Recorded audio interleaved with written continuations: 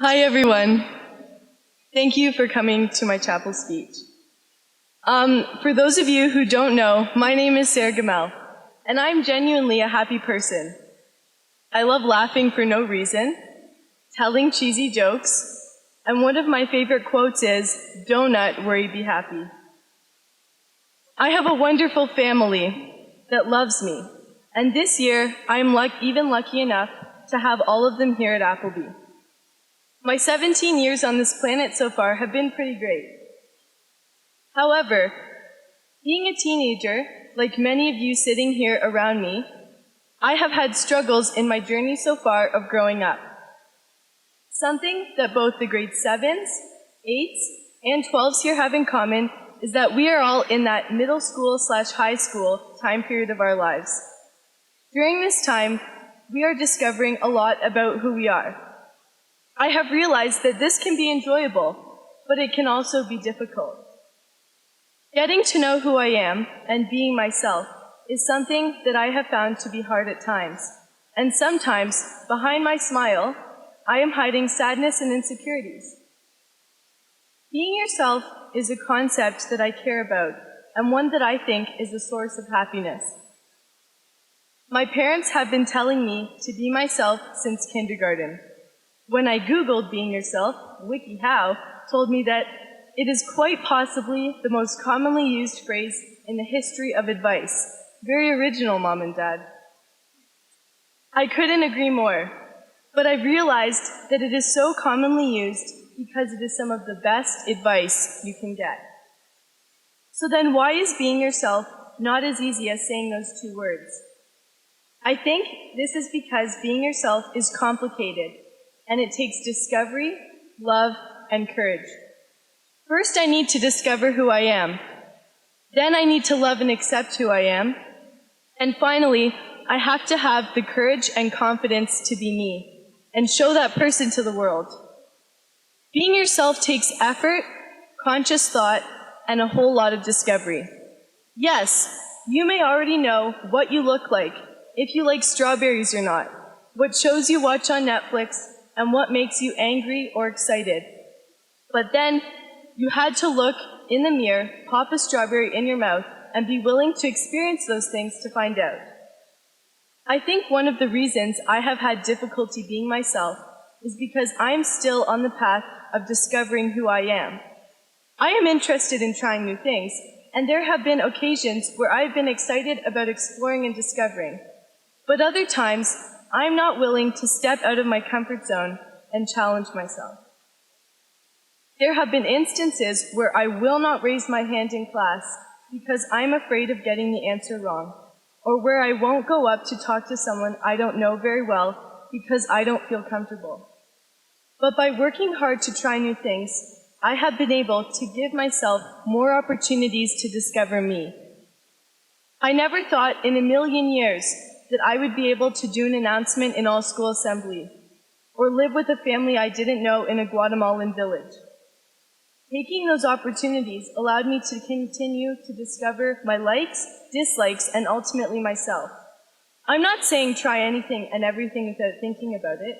I'm saying I feel happy knowing that I put an effort into continuing to get to know myself. Having this mindset does help me to be myself. However, it doesn't fully get me there. It also takes embracing the discoveries I have made by loving myself, which includes accepting that I am not perfect, but still striving to be better. Loving myself is something I am not always good at.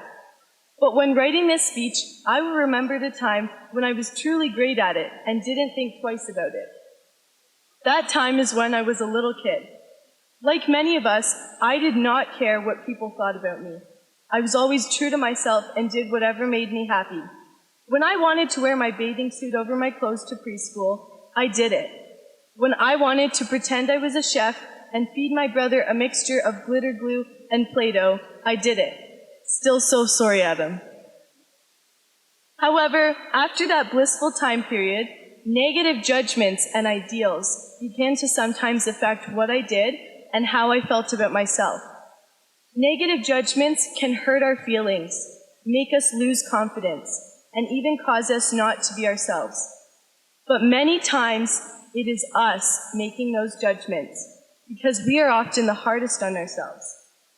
Sometimes I can be negative about who I am and what I look like. Sometimes I want to change myself. But when we believe we are enough, we can be kinder and gentler to ourselves and the people around us. Embrace yourself. Be proud to be authentic and unique. I feel happy when I think about the fact that no one in the universe or the entire history of time can be me except for me. I have realized that no matter how hard you try, no matter what you do, it is impossible to be anyone else except for you. And that totally rocks! Now, it does take courage.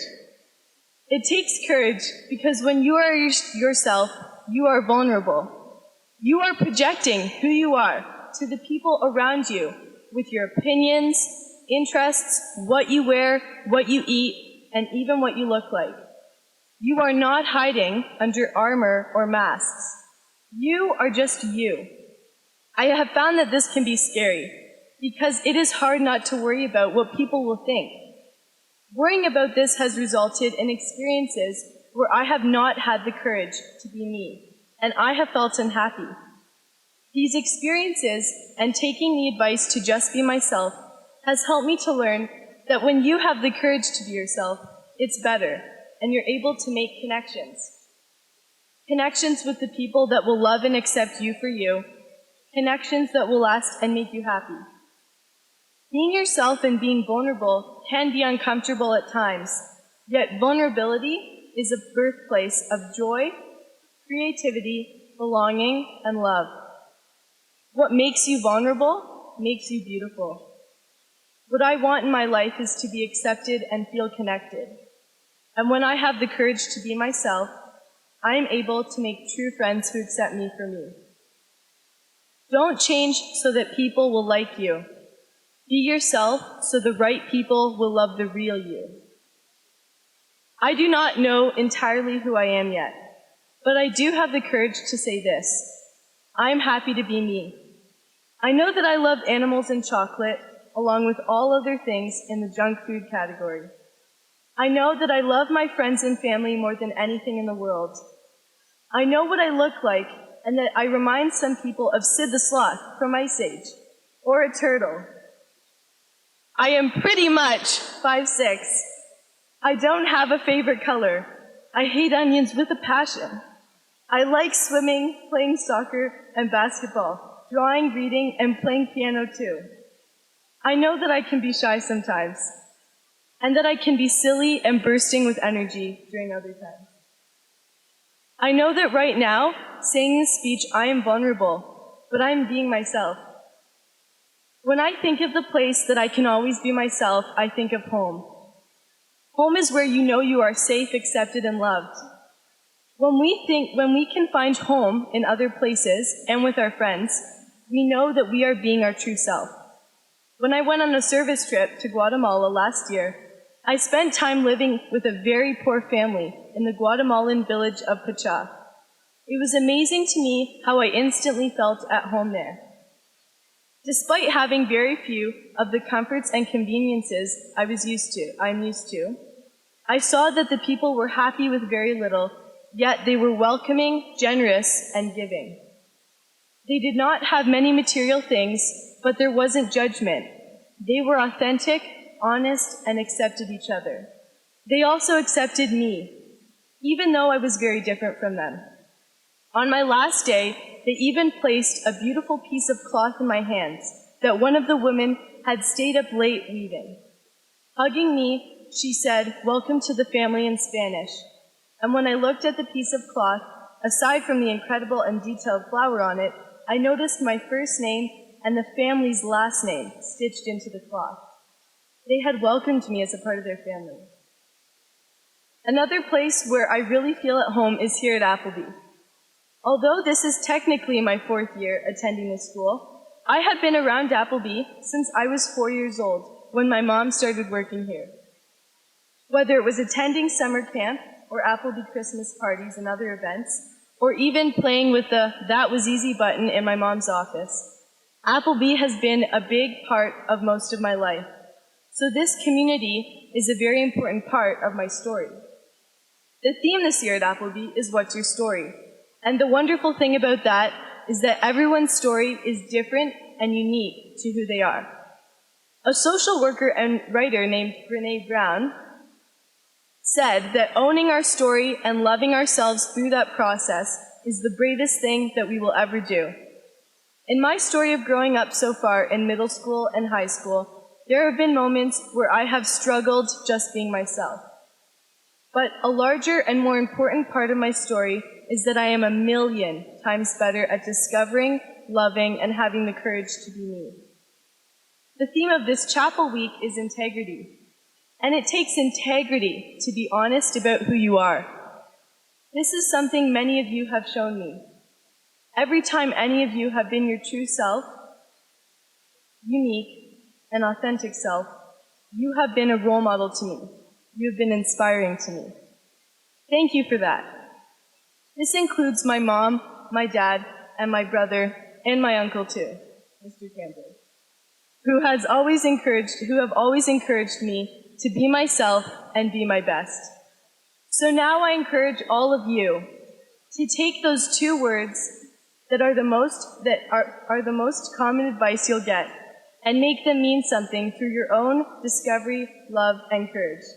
Now please rise and get your sing on with hymn 505.